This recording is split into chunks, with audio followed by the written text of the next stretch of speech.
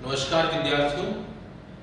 आज जो हम टॉपिक जिस पे हम डिस्कस करेंगे, इस टॉपिक का नाम है राजस्थान में किसान आंदोलन। और चूंकि राजस्थान में कई ऐसे क्षेत्र हैं जहां पे किसानों के आंदोलन हुए हैं, तो आरपीएससी की दृष्टि से भी ये टॉपिक बहुत ही महत्वपूर्ण है। तो आप थोड़ा इसको ध्यान से देखिए। स्टार्ट करते हैं राजस्थान में किसान आंदोलन। पहले मैं आपको थोड़ा सा पृष्ठभूमि बताऊंगा कि ये जो किसान आंदोलन हुए हैं, इनके पीछे कारण क्या था, किस कारण से ये किसान आंदोलन जो है ये प्रारंभ हुए। तो एक बंगाल में गवर्नर जनरल थे कानवालिस। तो कानवालिस जो था ये गवर्नर जनरल के पोस्ट पे था बंगाल में। तो इसने अपने दो अधिकारियों से पूछा। दो अधिकारी थे, जेम्स ग्रांट और जॉन शॉ। इससे कानवालिस ने यह बात पूछी कि भारत की जो रियासतें हैं, इन रियासतों में जो कृषि योग्य भूमि है, इसका मालिक कौन है। ये मत मांगा कानवालिस ने अपने दो अधिकारियों से। तो जेम्स ग्रांट ने तो मत दिया था कि जो उस रियासत का शासक है उसको ही इस कृषि योग्य भूमि का मालिक माना जाए। और जॉन शॉ ने यह मत दिया कि इस कृषि योग्य भूमि का मालिक कौन है, जमींदार। और कानवालिस जो था, इसने जॉन शॉ के मत का क्या कर दिया, समर्थन। तो भारत की रियासतों की कृषि योग्य भूमि का मालिक ये माना गया किसको, जमींदारों को। लेकिन जमींदार जो था, इसको सिर्फ उस भूमि का मालिक माना गया। उस भूमि पर कोई किसान अनाज को उगाता तो उस अनाज का स्वामी माना गया किसको, शासक। यानी खाली जमीन तो जमींदार की, अगर उस पर कृषि हुई, अनाज होगा, अनाज का मालिक होगा कौन, शासक। इस अनाज पे कर लगाने का और इसे वसूलने का ये अधिकार भी किसको दिया गया, शासक। लेकिन शासक सामान्यतः इस कर को जमींदारों के माध्यम से वसूल करता था। शासक जो होता था, यह जमींदारों के माध्यम से इस कर की वसूली करता था। तो इसलिए जमींदारों और शासक दोनों के बीच के संबंध अच्छे बने रहे। यह मैंने आपको 1857 की क्रांति में बताया था। 1832 में राजपुताना स्टेट काउंसिल ये गठित कर दी थी ईस्ट इंडिया कंपनी ने।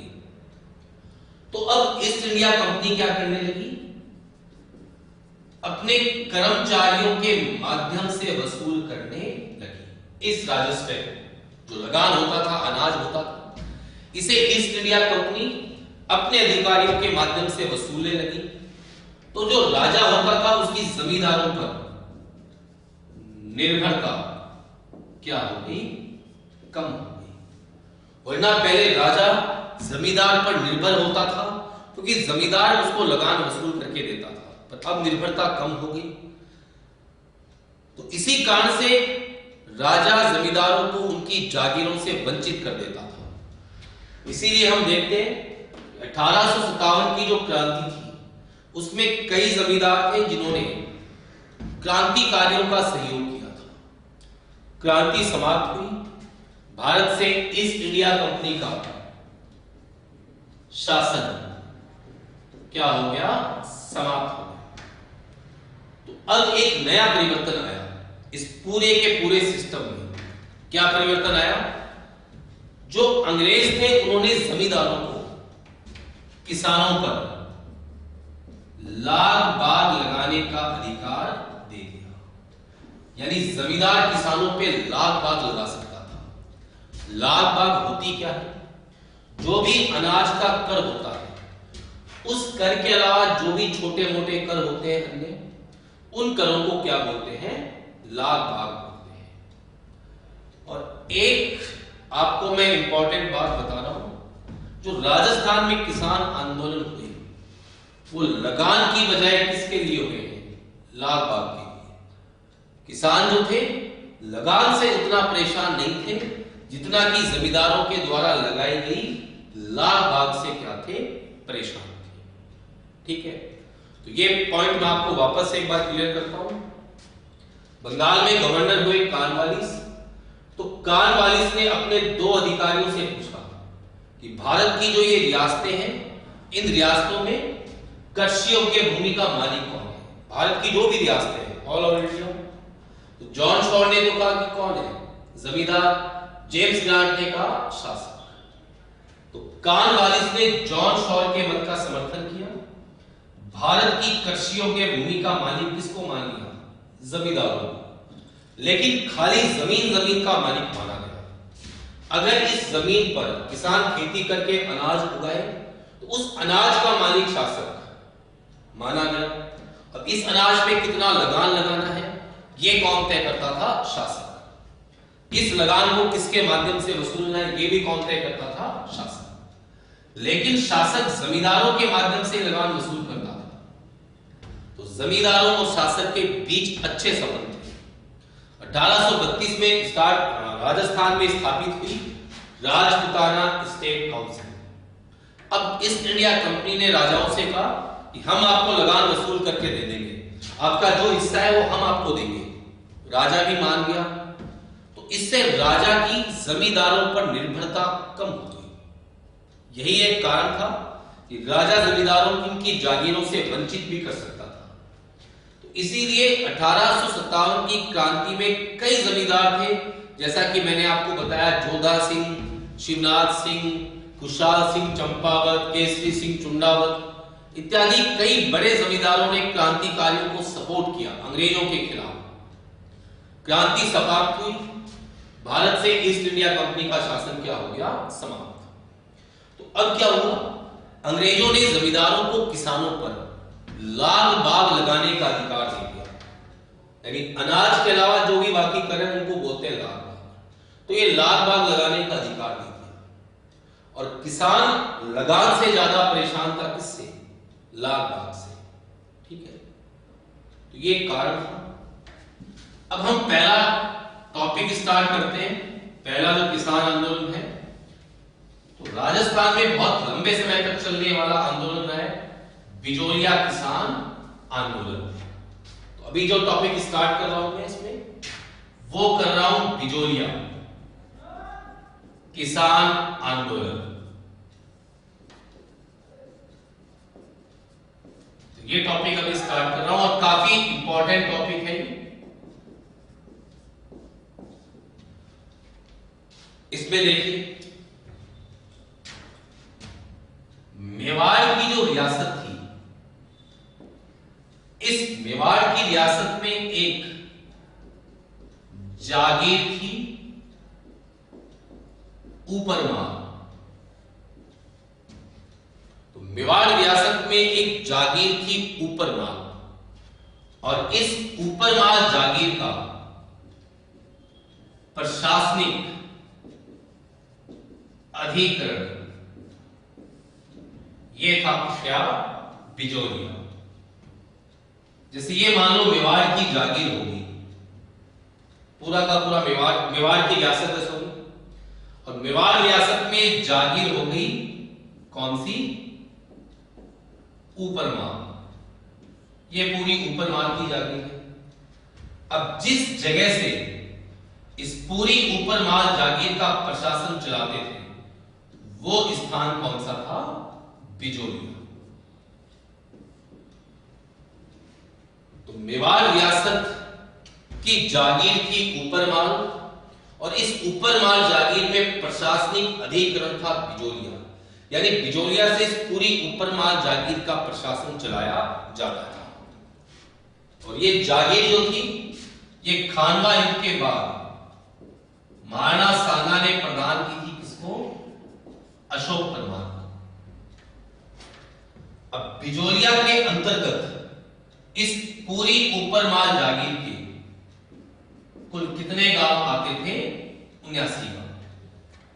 यानी बिजोलिया के अंतर्गत पूरी ऊपरमाल जागीर के 79 गांव ये आते थे, और यहां पर 60% आबादी किस जाति के किसानों की थी? धाकड़ जाति के किसानों की। क्लियर? वापस देखो, मेवाड़ की रियासत हो गई पूरी, इसमें एक जागीर हो गई ऊपरमाल, और इसका प्रशासनिक अधिकरण क्या हो गया? बिजोलिया। यानी बिजोलिया से इस पूरी ऊपरमाल जागीर का प्रशासन चलाते थे। कुल 79 गांव आते थे इसके अंतर्गत, और 60% आबादी धाकड़ जाति के किसानों की थी। और ऊपरमाल की जागीर खानवा युद्ध के पश्चात महाराणा सांगा ने प्रदान की थी जगनेर के निवासी अशोक परमार को। 1894 ईस्वी में बिजोलिया में जागीरदार बने कृष्ण सिंह।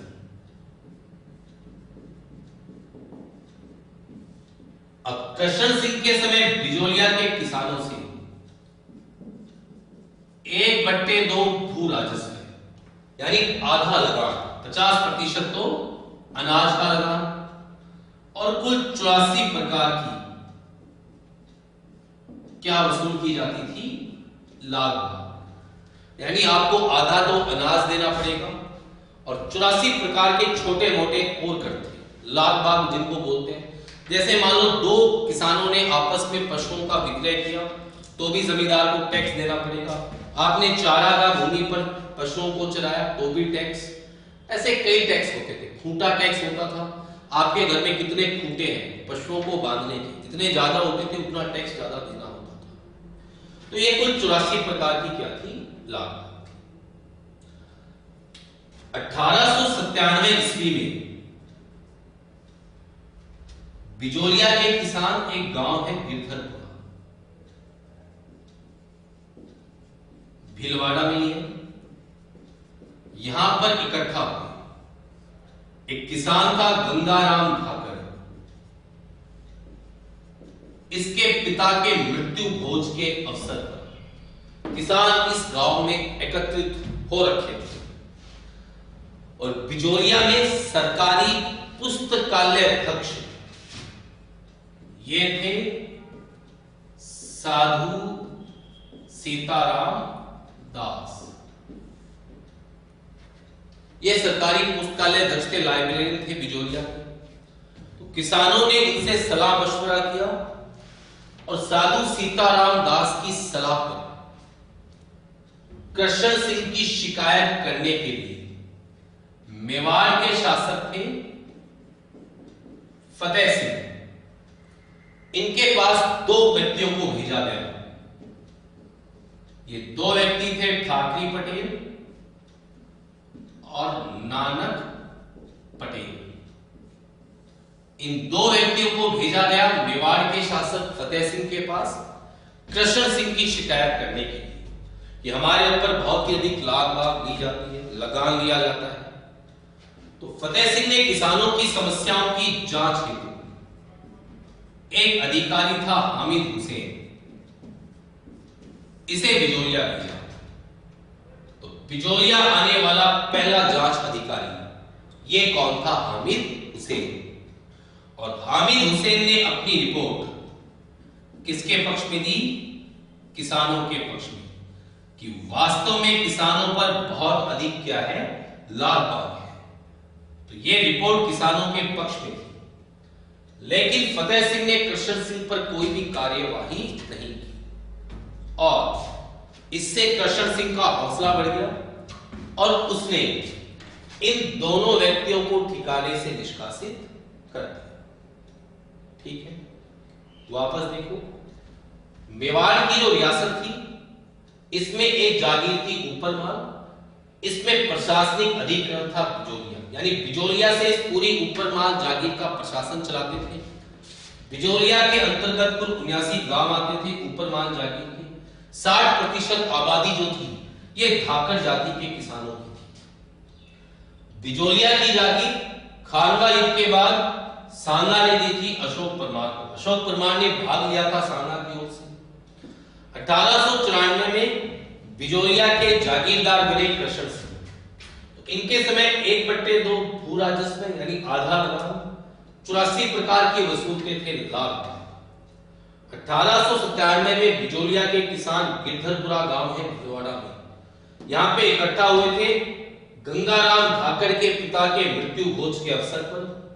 और बिजोलिया में सरकारी पुस्तकालय दर्ज थे साधु सीताराम दास। इनकी सलाह पर ठाकरी पटेल और नानक पटेल को कृष्ण सिंह की शिकायत करने के लिए फतेह सिंह के पास भेजा गया। फतेह सिंह ने हामिद हुसैन नामक जांच अधिकारी को तो भेज दिया, इसने अपनी रिपोर्ट भी किसानों के पक्ष में दी, लेकिन फतेह सिंह ने कृष्ण सिंह को कुछ नहीं कहा। कृष्ण सिंह ने दोनों व्यक्तियों को ठिकाने से निकाल दिया। इनसे जुर्माना वसूलने के बाद ही इनको वापस से जागीर में प्रवेश दिया गया। नेक्स्ट देखिए, 1903 ईस्वी में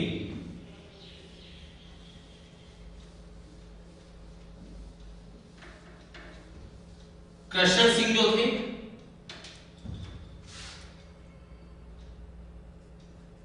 इन्होंने किसानों पर एक और नया कर लगाया, लाभ का चमड़ी कर। यानी जब भी बिजोलिया के अंदर किसान अपनी पुत्रियों या बहनों का विवाह करेंगे, उन्हें जागीरदार को कर के रूप में कितने रुपए देने पड़ेंगे? 5 रुपए। ये नया कर लगाया कृष्ण सिंह ने किसानों पर कि बिजोलिया के अधीन आने वाले जो भी गांव है ऊपर माल जागीर के, मैं आपको एक बात बता देता हूं, क्लियर कर देता हूं, क्योंकि बुक्स में भी नहीं लिखी होती, प्राय को बताता है। जब हम बोलते हैं बिजोलिया किसान आंदोलन, तो बिजोलिया के किसानों ने विद्रोह किया, लेकिन उन्होंने सभी गांवों, ऊपर माल जागीर के गांव हैं उसमें उन्होंने सबको इंक्लूड किया, शामिल किया। हालांकि ज्यादा संख्यक जो था वो बिजोलिया में रहा, लेकिन ऐसा नहीं है कि ये कर केवल बिजोलिया के किसानों के लिए था, ये पूरी की पूरी ऊपर माल जागीर के किसानों के लिए था, केवल बिजोलिया के लिए नहीं है। हम इसको बोल देते हैं बिजोलिया किसान आंदोलन क्योंकि बिजोलिया में संगठित रूप से था, लेकिन जब हम इस कर की बात करें या और किसी चीज की बात करें तो वो पूरी की पूरी ऊपर माल जागीर पर अप्लाई होता था। ऐसा नहीं है कि 5 रुपए केवल बिजोलिया के किसानों को देने, वो पूरे ऊपर माल जागीर के किसानों को देने थे, जागीरदार। तो ये कर लगा दिया 1903 में चौरी करके, जब भी विवाह करोगे ये 5 रुपए आपको टैक्स के रूप में देने पड़ेंगे।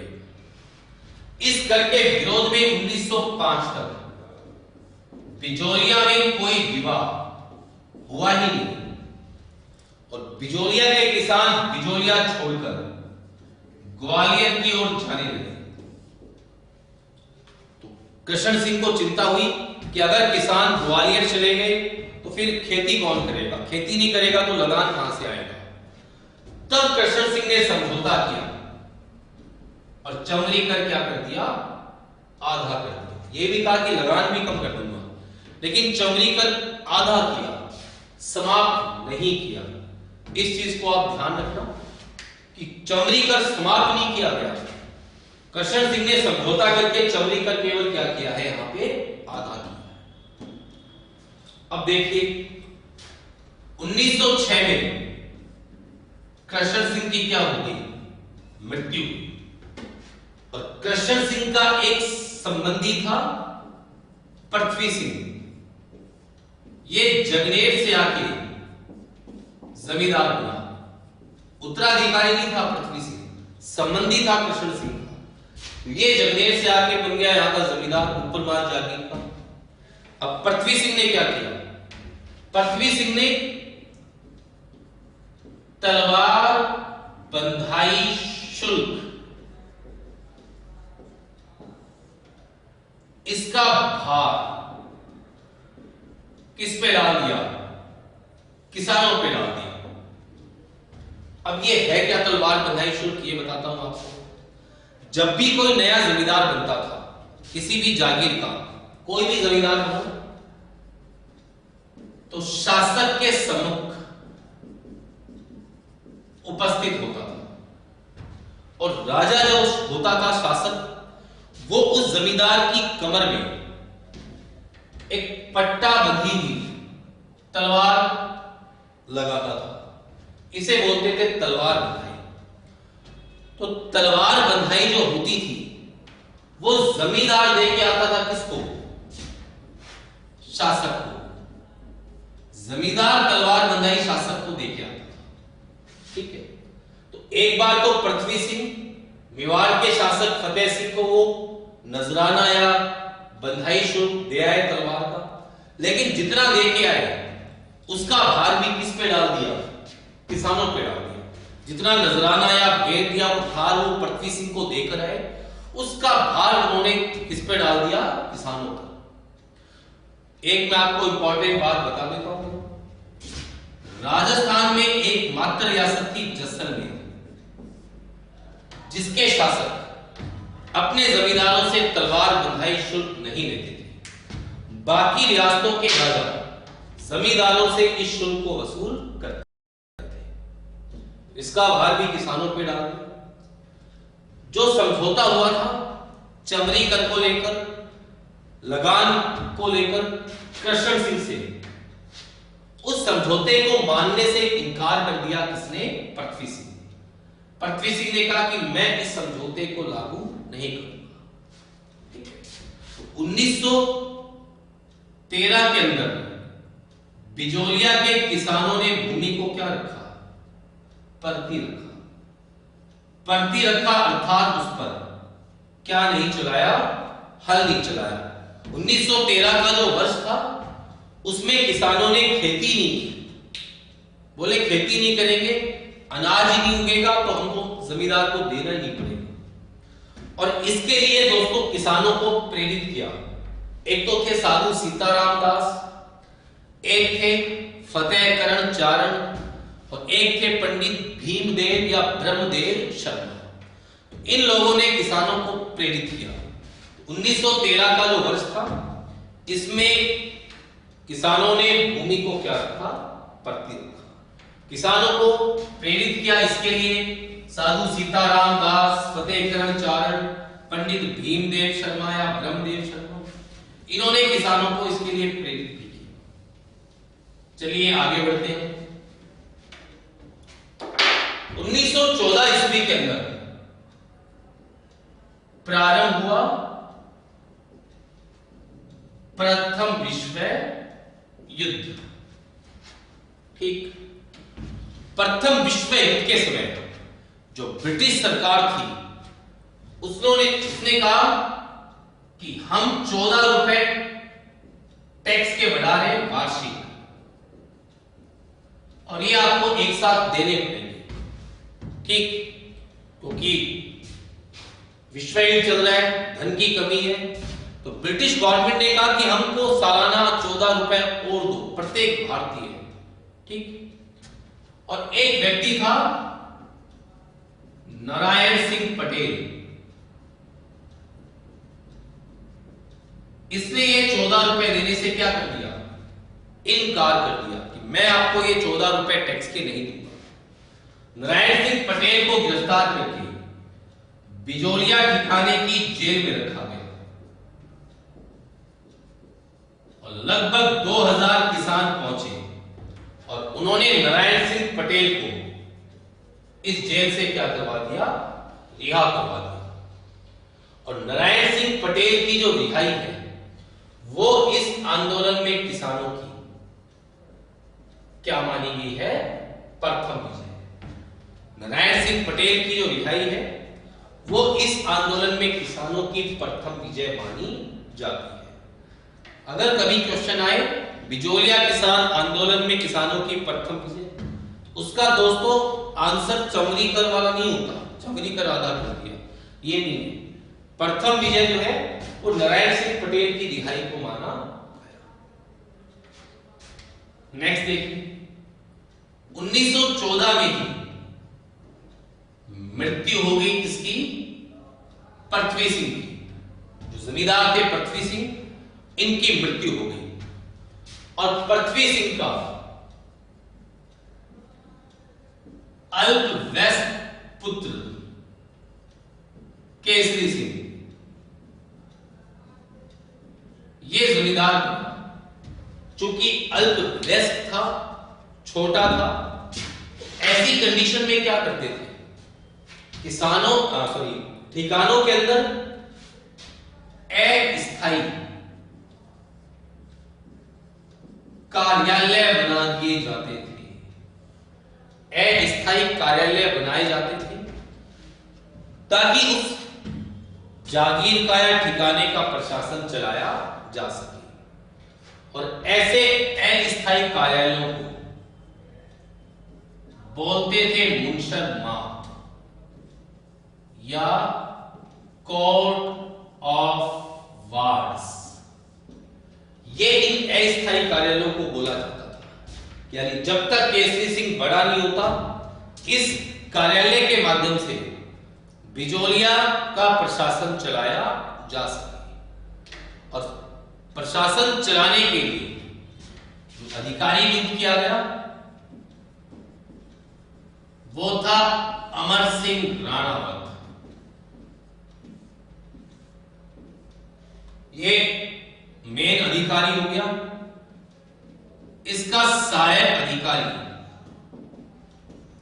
ये था डूंगर सिंह भाटी। तो अमर सिंह राणावत को मुख्य प्रशासक या मुशरीफ बोल सकते, नायब मुशरीफ डूंगर सिंह भाटी यानी उसका सहायक अधिकारी। तो ये दो अधिकारी बना दिए गए कि जब तक बड़ा नहीं होता केसरी सिंह, ये दोनों बिजोलिया का प्रशासन संभालेंगे। ठीक है, ये बिजोलिया किसान आंदोलन का प्रथम चरण है। प्रथम चरण हमने पढ़ा अभी तक। ठीक है, इसके बाद इस आंदोलन में प्रवेश हो जाता है दोस्तों किसका, विजय सिंह पथिक का। आगे का जो आंदोलन पढ़ेंगे उसमें आता है कि विजय सिंह पथिक का इस आंदोलन में क्या योगदान था।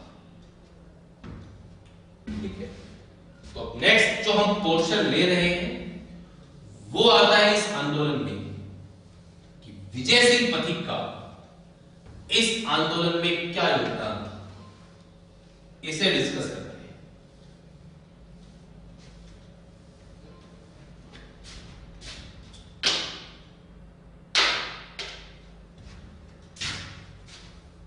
इस आंदोलन में हम पढ़ते हैं पथिक का योगदान। ठीक है, ये भी डिस्कस करते हैं पथिक का क्या योगदान। तो विजय सिंह पथिक जो थे, इनका वास्तविक नाम था भूप सिंह गुज्जर। और उत्तर प्रदेश का जो बुलंदशहर है, इसके बुढ़ागली गांव के रहने वाले थे। उत्तर प्रदेश का जो बुलंदशहर है, इसके बुढ़ागली गांव के निवासी थे। प्रथम विश्व युद्ध जब प्रारंभ हुआ 1914 से 1918 तक चला, तो उस समय दो व्यक्ति थे, राज बिहारी बोस और सचिंद्र नाथ सान्या। इन दोनों ने भारत में सशस्त्र विद्रोह की योजना बनाई कि पूरे भारत में विद्रोह किया जाएगा। ठीक है, और इसके लिए राजस्थान भेजा गया था विजय सिंह पथिक को। और पथिक के सहयोगी थे, खरवा है अजमेर में, यहां के निष्कासित जमींदार थे गोपाल सिंह। ये पथिक के सहयोगी बनाए गए, लेकिन अंग्रेजों को इस योजना का पता चल गया था। ठीक है, और पथिक को खरवा के जंगलों से गिरफ्तार करके रखा गया। कौन से दुर्ग में? टॉडगढ़ दुर्ग में। तो टॉडगढ़ दुर्ग में पथिक को नजरबंद करके रखा गया। यहां से पथिक फरार हुए। फरार होने के बाद ये पहुंच गए चित्तौड़ के ओछड़ी गांव में। इसी समय इन्होंने अपना नाम रख लिया था विजय सिंह पथिक। और ओछड़ी गांव के अंदर विद्या प्रचारणी सभा, इसमें ये हरि भाई किंकर के साथ मिलकर पढ़ाने का काम करने लग गए। ठीक है, तो यहां पर विद्या प्रचारणी सभा का जो विद्यालय था इसमें पढ़ाने लग गए थे विजय सिंह पथिक। थोड़ा यहां तक वापस बता रहा हूं आपको। वास्तविक नाम था भूप सिंह गुज्जर, उत्तर प्रदेश के बुलंदशहर के गुढ़ावली गांव के निवासी थे। तो प्रथम विश्व युद्ध जो था उस समय राज बिहारी बोस, सचिंद्र नाथ सान्याल, इन्होंने भारत में सशस्त्र विद्रोह की योजना बनाई। राजस्थान भेजा गया पथिक को। पथिक के सहयोगी बनाए गए थे खरवा के जमींदार गोपाल सिंह। लेकिन अंग्रेजों को योजना का पता चल गया, तो पथिक को खरवा के जंगलों से गिरफ्तार करके टॉडगढ़ में नजरबंद करके रखा गया। यहां से फरार हुए और चित्तौड़ के ओछड़ी गांव पहुंचकर विद्या प्रचारणी सभा के विद्यालय में ये पढ़ाने का काम करने लगे।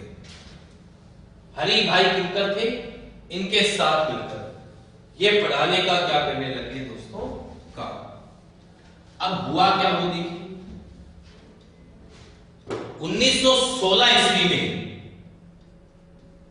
इसी सभा के सम्मेलन में बिजोलिया से भाग लेने आए मंगल सिंह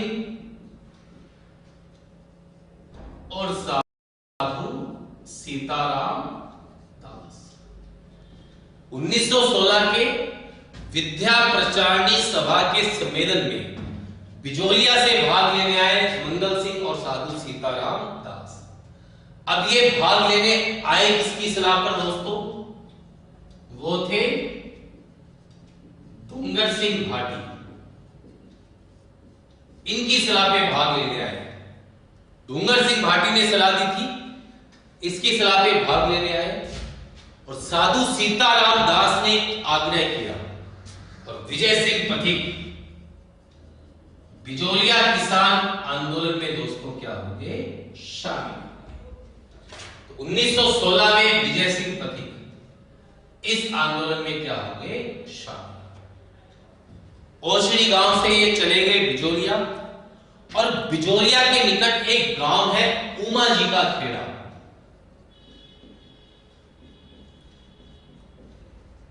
यहां पर रहने लगे। तो ये पथिक का निवास ग्राम था। कभी भी क्वेश्चन आए, बिजोलिया किसान आंदोलन का सबसे प्रमुख केंद्र कौन सा गांव था? उमा जी का खेड़ा गांव। यहां पे रहने लगे। 1917 ईस्वी में भिलवाड़ा में स्थान है बारी साहब। तो यहां पर हरियाली अमावस्या के दिन इन्होंने 13 सदस्यों वाले ऊपरमाल पंच बोर्ड का क्या किया, गठन किया।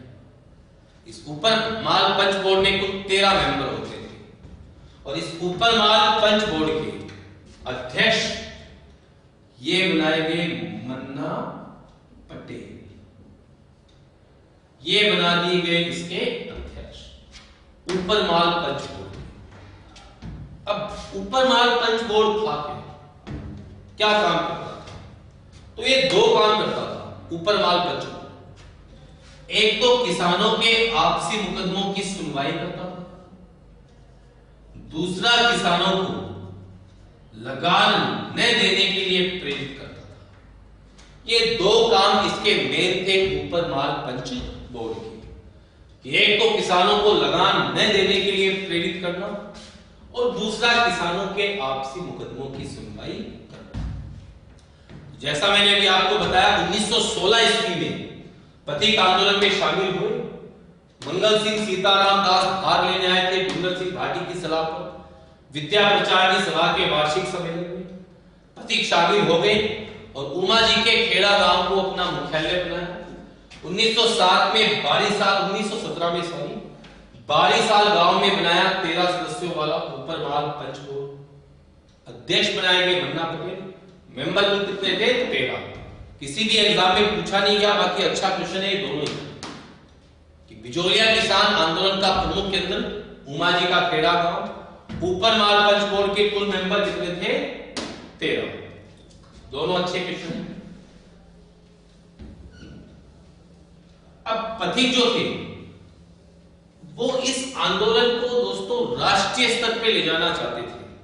उन्हें लगा कि इस आंदोलन को अगर सक्सेस करना है तो हमें इसको राष्ट्रीय स्तर तक ले जाना होगा। अभी केवल ये रीजनल है, क्षेत्रीय है, उनकी कोई सुनवाई नहीं करता। तो पथिक गए बंबई और पथिक ने बंबई जाकर मुलाकात की किससे? महात्मा गांधी से।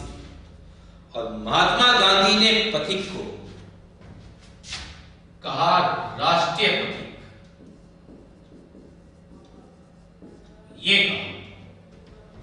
और गांधी ने अपने निजी सचिव महादेव देसाई को भेजा बिजोलिया, क्या बिजोलिया जाइए और देखिए क्या मैटर है पूरा। अब महादेव देसाई आए बिजोलिया तो मेवाड़ रियासत की ओर से यह संदेश भिजवाया गया महादेव देसाई के पास कि ये रियासतों का आंतरिक मामला है, तो गांधी या कांग्रेस इसमें हस्तक्षेप न करें। यह कहलवाया मेवाड़ रियासत ने महादेव देसाई को कि ये रियासतों का आंतरिक मामला है, इसलिए कृपया करके आप हस्तक्षेप ना करें। और ये कांग्रेस की प्रारंभिक रणनीति भी थी कि वो रियासतों के आंतरिक मामलों में हस्तक्षेप नहीं करती थी, ठीक है। लेकिन फिर भी मेवाड़ रियासत की ओर से अप्रैल 1919 में 3 सदस्यों वाला बिंदुलाल भट्टाचार्य आयोग, इसका गठन कर दिया गया किसानों की समस्याओं के लिए। ये वास्तव में किसानों की समस्या है क्या, इसके लिए 3 सदस्यों वाला बनाया गया बिंदुलाल भट्टाचार्य आयोग। इसमें बाकी 2 मेंबर कौन थे? एक तो थे इसके अंदर अमर सिंह राणावत और एक थे अफजल अली। अफजल अली दोस्तों मजिस्ट्रेट थे मांडल के। अमर सिंह राणावत मैंने आपको बताया प्रशासक थे। अब बिंदुलाल भट्टाचार्य आयोग का गठन तो कर दिया, ये भी आया बिजोलिया, इसने भी क्या रिपोर्ट दी? इसने भी अपनी रिपोर्ट किसके पक्ष में दी? किसानों के पक्ष में दी, ठीक है। तो ये रिपोर्ट भी किसानों के पक्ष में गई। 1919 में ही कांग्रेस का अधिवेशन हुआ था अमृतसर में। तिलक ने मुद्दा भी उठाया, लेकिन तिलक को समर्थन नहीं दिया महात्मा गांधी और मदन मोहन मालवीय। इन्होंने तिलक को सपोर्ट नहीं किया। तो 1919 में कांग्रेस का अधिवेशन हुआ अमृतसर में। बाल गंगाधर तिलक ने मुद्दा उठाया इस आंदोलन को लेकर, लेकिन समर्थन नहीं दिया महात्मा गांधी और मदन मोहन मालवीय ने। क्लियर यहां तक? वापस देख लो। 1916 में तो पथिक शामिल हुए, उमा जी का खेड़ा गांव में रहने लगे। 1917 में बनाया था ऊपर माल पंच बोर्ड। 1918 में गए महात्मा गांधी के पास बंबई। गांधी ने इनको राष्ट्रीय पथिक का अपने सचिव महादेव देसाई को भेजा। महादेव देसाई आए। मेवाड़ रियासत ने संदेश भिजवाया महादेव देसाई के पास कि ये रियासतों का आंतरिक मामला है, तो गांधी या कांग्रेस इसमें इंटरफेयर ना करें, हम अपने स्तर पे इसको देखेंगे। 3 सदस्यों वाले बिंदुलाल भट्टाचार्य आयोग का गठन कर दिया। बाकी 2 मेंबर अमर सिंह राणावत, अफजल जी, इन्होंने भी रिपोर्ट किसानों के पक्ष में दे दी। अमृतसर अधिवेशन हुआ कांग्रेस का 1919 में। तिलक ने मुद्दा उठा दिया, लेकिन तिलक को समर्थन नहीं दिया महात्मा गांधी और मदन मोहन मालवीय ने। उसका कारण आए तो उसका कारण था कारण क्या था? कांग्रेस की प्रारंभिक रणनीति थी कि किसी भी प्रकार से रियासतों के आंतरिक मामलों में हस्तक्षेप ना करें ताकि राजा उनके विरोधी ना हो। चलिए नेक्स्ट पढ़ते हैं। दिसंबर 1920 में कांग्रेस का वार्षिक अधिवेशन हुआ नागपुर, महाराष्ट्र में। तो ये दो कामों से बहुत महत्वपूर्ण है। पहला काम इसके अंदर जो हुआ था वो ये था कि असहयोग आंदोलन को चलाने के प्रस्ताव की इसमें क्या कर दी गई? पुष्टि।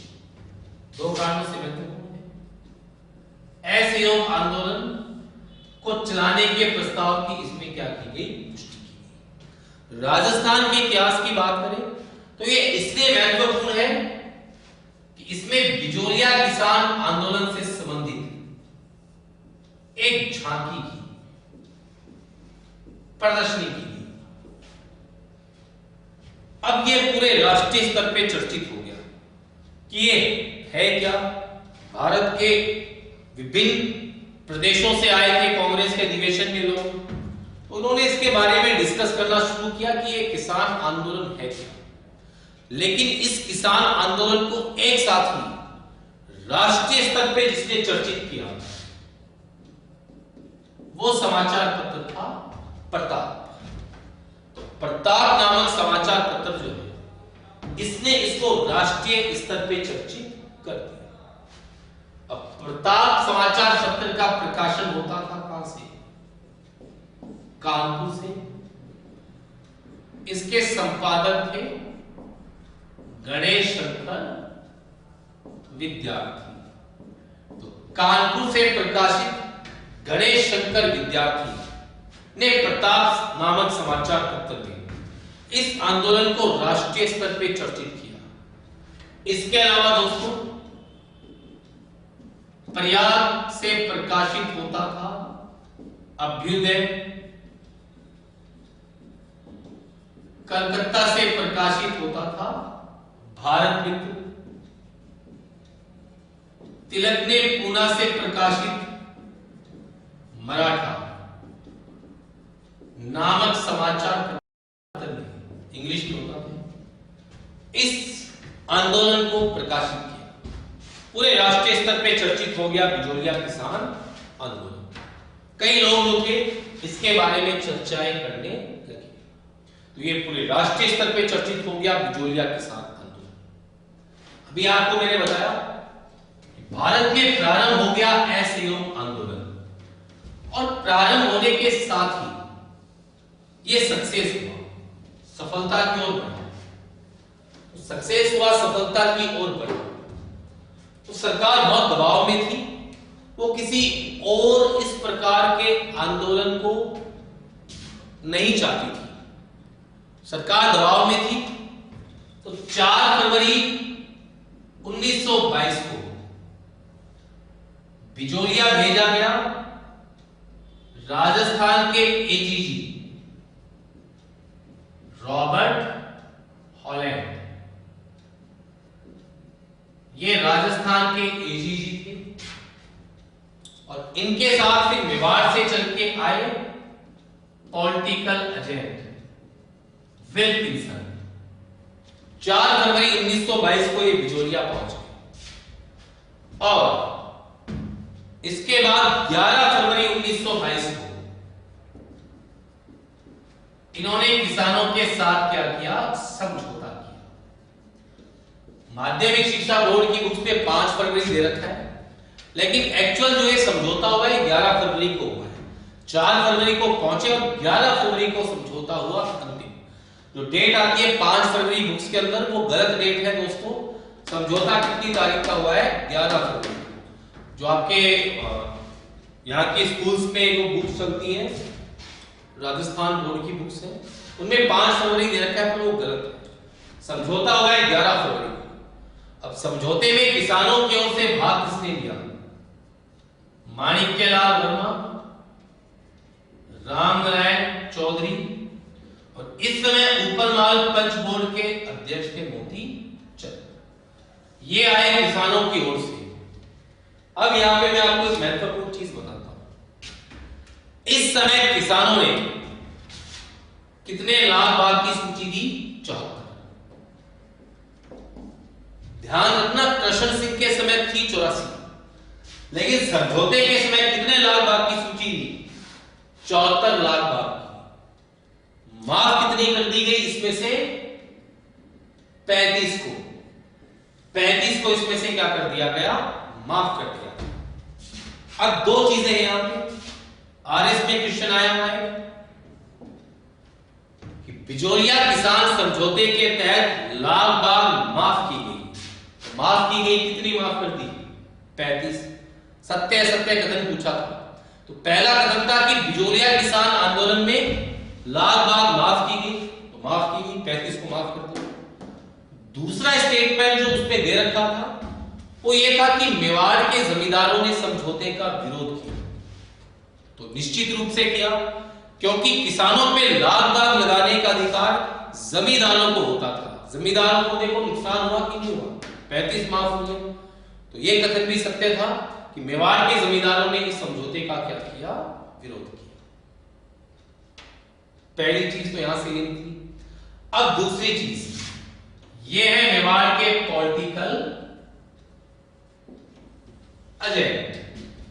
और विल्किंसन वो पहला व्यक्ति था जिसने सरकारी रिपोर्ट में इस आंदोलन की तुलना किस क्रांति से की थी दोस्तों? रूस की क्रांति से। बिजोरिया किसान आंदोलन की रूस की क्रांति से तुलना करने वाला पहला व्यक्ति था मेवाड़ का पॉलिटिकल एजेंट विल्किंसन। किसी एग्जाम में नहीं आया, आरपीसी के अंदर बहुत ही अच्छा क्वेश्चन है। तो विल्किंसन ने सबसे पहले इस किसान आंदोलन की तुलना कौन सी क्रांति से की? रूस की क्रांति से। यह समझौता हो गया। नेक्स्ट बढ़ते हैं आगे।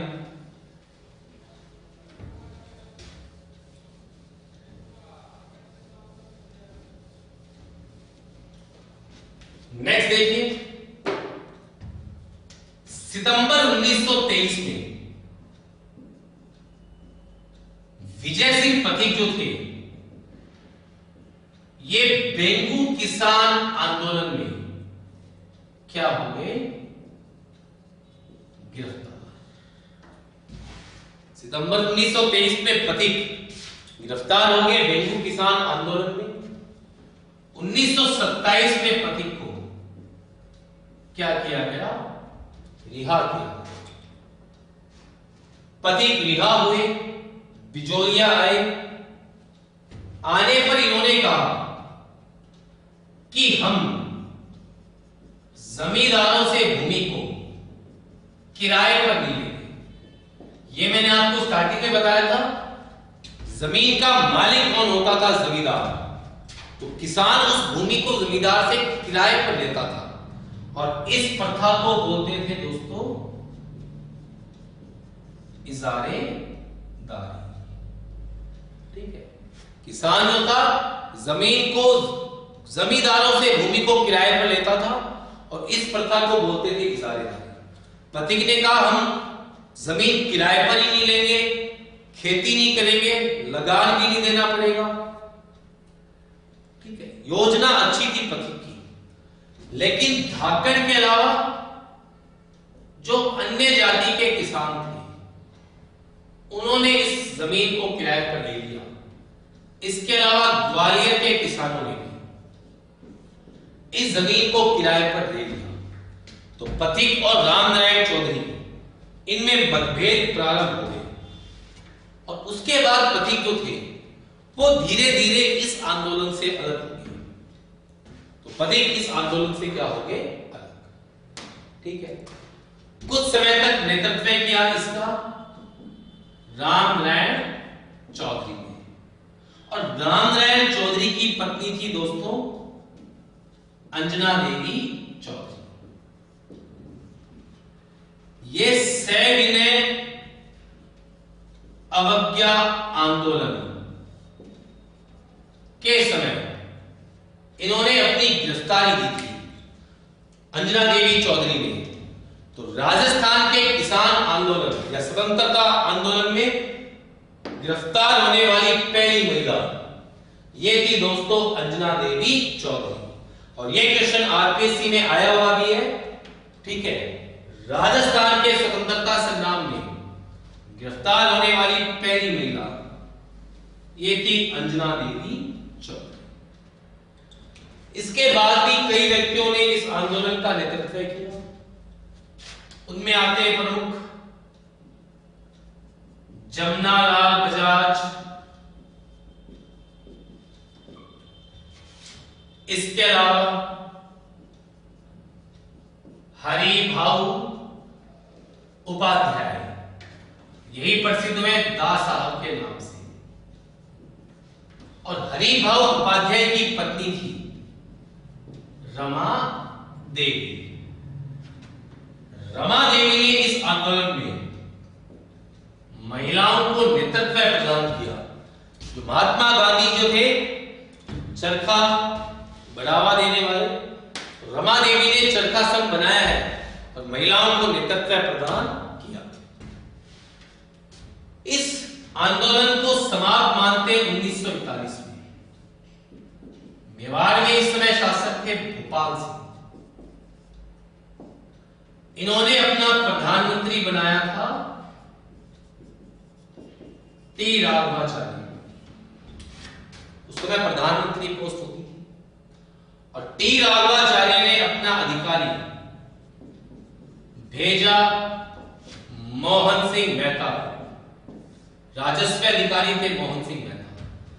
इनको भेजा बिजोलिया और माणिक्यलाल वर्मा जो थे, माणिक्यलाल वर्मा की मध्यस्थता से अंतिम रूप से क्या हो गया दोस्तों, समझौता। 1941 में समाप्त हुआ है बिजोलिया किसान आंदोलन। यह भी आपको पढ़ा है। इस आंदोलन से संबंधित कुछ और तथ्य हैं जिनको मैं अभी बताऊंगा और पूरा टॉपिक होने के बाद मैं 10 मिनट इसको रिपीट भी करूंगा ताकि आप इसको अच्छे तरीके से याद भी कर सकें। कुछ महत्वपूर्ण तथ्य इस आंदोलन से संबंधित। जब भी आए बिजोलिया किसान आंदोलन का जनक, आंसर होगा साधु सीताराम दास। क्लियर? जब भी आए राजस्थान में किसान आंदोलन का जनक, तब आंसर होगा विजय सिंह पथिक। एक और चीज, बिजोलिया के किसानों ने पथिक को उपाधि दी थी किसकी? महात्मा की। महात्मा की उपाधि दी थी। पथिक की जो कविताएं हैं, इन कविताएं के संग्रह जो है, इन कविताओं के संग्रह को लिखा गया है पथिक प्रमोद में।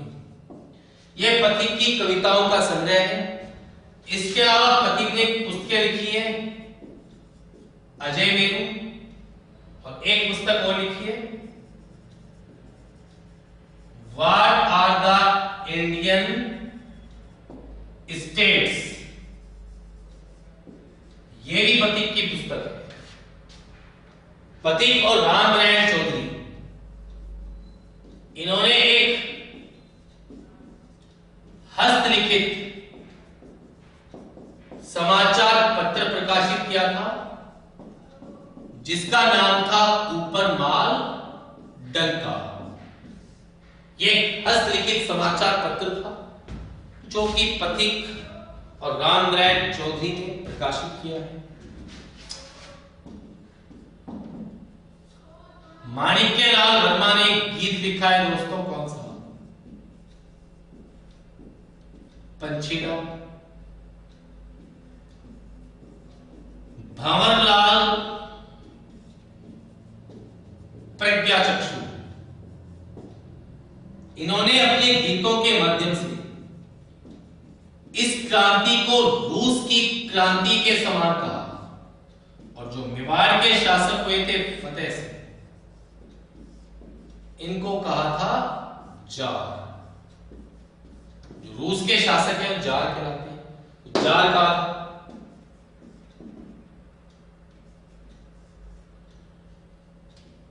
इस आंदोलन का संदेश वाहक यह था तुलसी भील। इस आंदोलन से संबंधित जो भी सूचनाएं थी वो सूचनाएं तुलसी भील के द्वारा लोगों तक पहुंचाई जाती। और एशिया में सबसे लंबे समय तक चलने वाला आंदोलन है दोस्तों 1897 से 1941, कुल 44 साल 44 इयर्स चला है बिजोलिया किसान आंदोलन। तो ये इस प्रकार से था बिजोलिया किसान आंदोलन। मैं आपको थोड़ा वापस से पूरा रिपीट कर रहा हूं क्योंकि काफी लंबा आंदोलन है और इसमें कई सारे ऐसे तथ्य हैं जिनसे आप अभी तक शायद अपरिचित रहे हो, तो आप उनको रिवाइज कर सके, मेमोराइज कर सके, पढ़ सके, याद कर सके, क्योंकि लॉकडाउन अभी तक खुला नहीं है कोचिंग के लिए और शायद टाइम लगेगा लॉकडाउन खुलने में, तो आप घर पे बैठ के तैयारी कर सके। तो पुलिस, पटवार, नीट स्टूडेंट्स हैं, क्योंकि किसान आंदोलन सभी में है। लास्ट टॉपिक मैंने आपको 57 की क्रांति पढ़ाई थी, आज से किसान आंदोलन स्टार्ट किए हैं। तो वापस से रिपीट कर रहा हूं, बिजोलिया किसान आंदोलन। अपने मन को एकाग्रचित होकर आराम से इसको याद करें और ऐसा अनुभव करें कि हम पढ़ रहे हैं ऑफलाइन क्लास में, ठीक है, ऐसा ही अनुभव कीजिए, और तो कोई तरीका है नहीं अभी हमारे पास। तो बंगाल में एक गवर्नर थे कॉर्नवालिस, खुद भी जमींदार थे वो इंग्लैंड में। तो कॉर्नवालिस ने अपने दो अधिकारियों से पूछा, जेम्स ग्रांट से और जॉन शॉ से, कि जो भारत की रियासतों की भूमि है, इन रियासतों की भूमि में जो कृषि योग्य भूमि है उसका मालिक कौन है। अंग्रेज यहाँ के प्रशासन से इतने ज्यादा परिचित नहीं थे, पूछा कि मालिक है कौन। तो जेम्स ग्रांट ने कहा कि राजा को मान लो, जॉन शॉ ने कहा जमींदार को मानो, क्योंकि राजा भूमि अनुदान कर चुका है इतनी ज्यादा भूमि। तो जमींदारों को मान लिया गया, लेकिन खाली भूमि का मालिक था। इस भूमि पर किसान खेती करे, उस पे उगे अनाज का मालिक जमींदार राजा। इस अनाज पे कर लगाने का अधिकार भी राजा के पास, वसूलने का अधिकार भी राजा के पास। लेकिन राजा जो था वो जमींदारों के माध्यम से लगान वसूलता था, खुद तो जाके घर घर किसान से लगान ले नहीं सकता राजा, तो जमींदारों के माध्यम से वसूलता था। तो राजा की जमींदारों पर निर्भरता थी और जमींदारों की राजा पर, ठीक है, इसीलिए इनके संबंध अच्छे थे। 1832 में स्थापित हो गई राजपूताना स्टेट काउंसिल। अब कंपनी ने कहा कि हम लगान वसूल करके राजा को देंगे। राजा ने कहा ठीक है, मेरे को तो लगान से मतलब। तो ऐसा करने से जमींदारों का महत्व कम हो गया, और जमींदारों का महत्व कम हुआ तो 1857 की क्रांति में कई जमींदार थे जिन्होंने क्रांतिकारियों को सहयोग किया था।